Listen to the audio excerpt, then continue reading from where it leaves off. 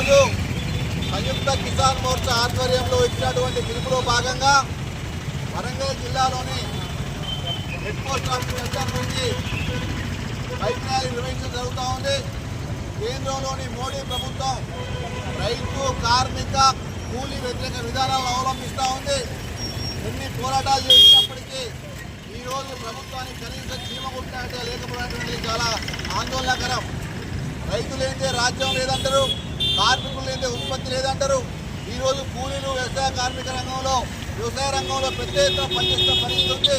ఇలాంటి కీలకమైనటువంటి రంగాలని ఈరోజు అధోగతి పాల్చేసే విధంగా చట్టాలను రూపొందించి కార్పొరేట్ శక్తులకు పెట్టుబడిదారులకు దోచిపెట్టే పని మోడీ ప్రభుత్వం చేస్తూ ఉంది.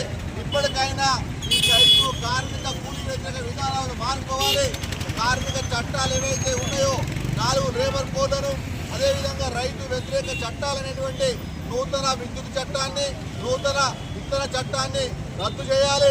అట్లాగే ఈరోజు వికసిత భారత్ జీ రామ్జీ పేరుతో తీసుకొచ్చినటువంటి నూతన చట్టాన్ని కూడా ఉపసంహరించుకోవాలని చెప్పేసి మేము రైతు సంఘాల పక్షాన, కార్మిక సంఘాల పక్షాన డిమాండ్ చేస్తూ ఉన్నాం. పాత నూతన జాతీయ గ్రామీణ ఉపాధి పథకాన్ని కొనసాగించాలని చెప్పేసి కోరుతా ఉన్నాం.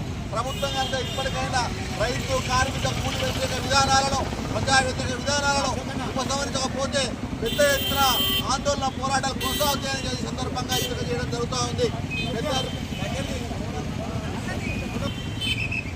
పెద్దారం రమేష్ ఎస్కేఎం రాష్ట్ర కన్వీనర్.